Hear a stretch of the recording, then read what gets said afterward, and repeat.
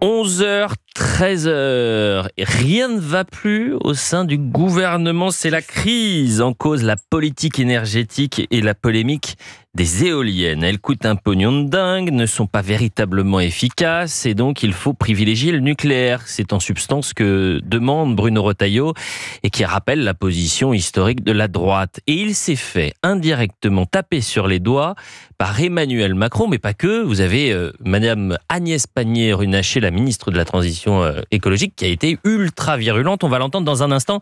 Mais avant, on écoute le chef de l'État, bien sûr. Le Premier ministre, il doit diriger son gouvernement.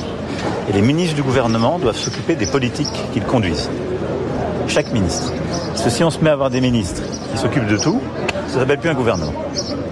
Et donc, il y aura le temps des débats, des programmes. Là, il y a le temps du gouvernement de la France. Et donc, je pense que chaque ministre doit s'occuper des affaires pour lesquelles il est nommé. Après, si les gens veulent faire autre chose, ils font autre chose. Mais moi, je suis garant de ça. Il est patron de parti aussi. Du bon gouvernement. C'est exact, mais il faut discipliner la parole. Discipliner la parole. Non, mais c'est important ce qu'il dit. On écoute religieusement le président de la République. En octobre 2024, il y a quelqu'un qui parle de la politique migratoire. Elle est ministre dans le gouvernement. Et elle dit « Nous avons déjà tous les outils pour lutter contre l'immigration illégale ». C'est qui ? C'est la ministre de la Transition écologique, Agnès Pannier-Runacher, qui est hors d'elle hier, parce que vous avez Bruno Retailleau, qui ose parler du nucléaire, de l'importance du nucléaire et de la question des éoliennes. Mais là, ça ne lui convient pas à Mme Pannier-Runacher, qu'on écoute. Elle a été très virulente. Ce n'est pas la position du gouvernement. Je veux vraiment le préciser. Justement, c'est important de l'entendre. Justement. Monsieur Retailleau, il s'occupe de sécurité. Bon, j'espère que ça va bien se passer sur la sécurité, mais le gouvernement a pris une position très claire sur les énergies renouvelables en disant, et parce que c'est la science, en disant qu'on en a besoin. Pardonnez-moi, Madame la Ministre, mais sauf que justement, cette dissonance gouvernementale, elle a des conséquences très concrètes. Je vous donne cet exemple-là. Le secteur des rénovations. Aujourd'hui, il tire la sonnette d'alarme partout, dans toutes les régions. On peut voir dans toute la presse quotidienne régionale et dans tous nos reportages des chantiers où les entrepreneurs nous disent aujourd'hui le secteur est suspendu, les embauches sont à l'arrêt, certains chantiers même sont à l'arrêt. C'est quoi le risque avec ce genre de message tel que celui prononcé par le ministre ? C'est irresponsable. C'est du populisme le plus, je dirais, basique. C'est-à-dire que, au fond, peu importe l'intérêt des Français, pourvu qu'on aille récupérer des voix à droite et au-delà. Et c'est irresponsable quand on prétend être un homme d'État. Qu'il s'occupe de ses affaires, qu'il s'occupe de la sécurité. Donc quand Madame Pannier-Runacher va sur les plateaux de TF1, de CNews, d'Europe 1, de France Info, il suffit d'aller sur sa page Twitter. Il y a des dizaines de déclarations de Madame Pannier-Runacher sur la question migratoire. De quoi elle se mêle ? C'est pas ses compétences, visiblement.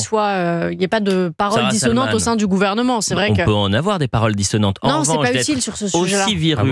D'être aussi virulent, de s'attaquer directement à la personne, ça vous pouvez le faire en privé, vous pouvez le faire en conseil des ministres. Oui, c'est ce que je vous dis, ce serait bien d'avoir une parole coordonnée et peut-être de demander un tout petit peu aux Français leur avis, parce que le nucléaire, il y a beaucoup de gens qui sont pour. Et dans cette histoire, il y a quelque chose quand même qui me trouble. C'est-à-dire qu'on nous explique matin, midi et soir que le sujet numéro 1, ça serait le climat, que la planète, bientôt, elle va se terminer. D'ailleurs, les mêmes qui disent ça, ils accusent les autres de brainwashing et ils disent vous alimentez les peurs, etc. Et le jour où il y a enfin un débat sur les questions climatiques, ça les dérange.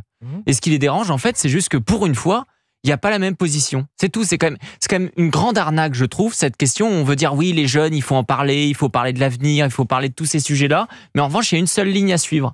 Et cette ligne-là, ça serait qu'il faut installer des éoliennes en mer, qu'il faut détruire tous nos paysages, qu'il faut arrêter le nucléaire. Et ça, c'est un petit peu exaspérant. Surtout que la position Éric Tegner du président de la République concernant le nucléaire a changé. De toute façon, le président de la République a changé. Comme là, il a changé sur tous les sujets. Quand il explique les ministres doivent se contenter de parler de leur secteur, il est amusant. En 2016, il était ministre de l'économie. Il profitait de Bercy pour organiser plein de dîners, pour préparer sa campagne présidentielle. Et il parlait absolument de tous les sujets. Donc c'est aussi le jeu de la politique aujourd'hui. C'est différent d'organiser des dîners en privé et de préparer les choses. Et de là, il multipliait les entretiens, Sarah Salman. Et puis encore une fois, je prends les auditeurs d'Europe 1 à témoin. Vous n'avez qu'à aller sur la page X, ex-Twitter de Madame Agnès Pannier-Runacher. Vous allez dans la barre recherche, vous tapez immigration.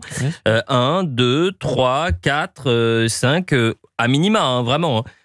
Tweet de Madame Pannier-Runacher qui nous parle de la question migratoire alors qu'elle est ministre de la Transition écologique. C'était comme l'ancien ministre de la Santé, rappelez-vous, Monsieur Rousseau, qui avait démissionné en pleine crise sanitaire pour la question de la loi immigration.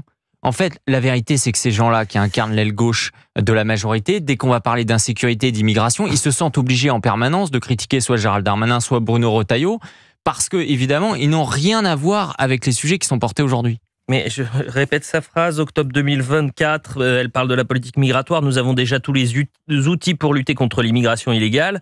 Le 26 juin 2025, visiblement elle a changé d'avis. Je souhaite que l'on soit intraitable avec les passeurs qui vivent de l'immigration illégale.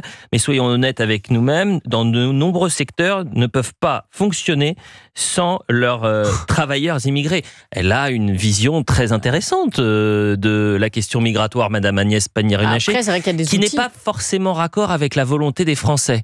Et quand vous écoutez le peuple, ça y est, vous êtes taxé de populiste. Est-ce que c'est un gros mot, le populisme, Éric Tegner? C'est grave de penser au peuple? Bah non, à force de se faire insulter de populiste, dès que en fait on est d'accord avec la majorité des Français, on va se revendiquer populiste en fait. Certains vous diraient, le populisme, c'est-à-dire d'être au plus près de la volonté du peuple, c'est une vision plutôt noble. Et sur les éoliennes, un compliment qu'une insulte. Sur les éoliennes, c'est un vrai sujet. Moi j'habite dans la baie d'Erquy de Saint-Brieuc, en Bretagne.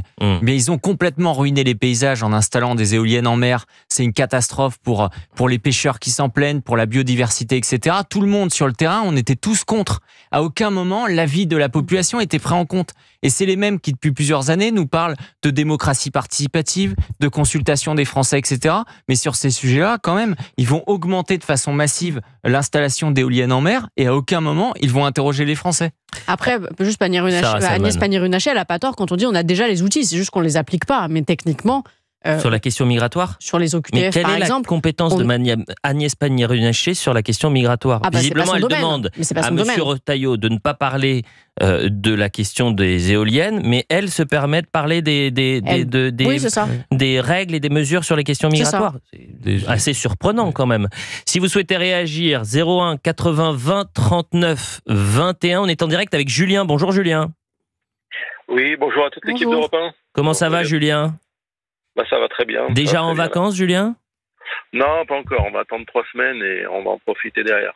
Ah, écoutez, vous savez déjà, vous connaissez votre destination? On se met... Oui, je souhaite certainement dans le sud, un petit truc au dernier moment. Au dernier moment, vous allez prendre l'avion? Faites gaffe si vous prenez l'avion. Faites gaffe si vous prenez le train. Si vous prenez le train, vous prenez l'avion, vous pouvez prendre 2 billets, parce qu'avec quelques jours de décalage, on ne sait jamais avec les grèves. Je vais utiliser ma voiture personnellement, ce sera plus sûr, je pense. Comme Géraldine. C'est bien. Géraldine, c'est la meilleure solution, la voiture. Qu'est-ce que vous en pensez de cette crise? Ça s'excite au niveau des carburants, donc. Cette crise au sein du gouvernement, vous en pensez quoi? Bon, outre le fait que moi je suis d'accord avec les propos de M. Retailleau par rapport, niveau énergétique, c'est ce qu'il y a de plus preuve, à preuve du contraire, surtout avec les dernières technologies, le nucléaire. Après la crise en elle-même du gouvernement, j'ai envie de dire à notre cher président que les Français en grande majorité ont envie de le recadrer également pour son action ou son inaction depuis ces 2 quinquennats. Donc il y aurait peut-être aussi là des comptes à rendre sur des choses qu'on attend et d'autres choses qu'on attend moins, sur lesquelles il se montre, et là où ce n'est pas son rôle de chef de l'État. Donc voilà pour la petite parenthèse. Donc en ce qui concerne M. Retailleau qui s'est fait un petit peu recadrer, donc j'ai envie de savoir déjà si lui a les moyens dans les actions qu'il veut mettre en place d'aller au bout concrètement de toutes ces idées.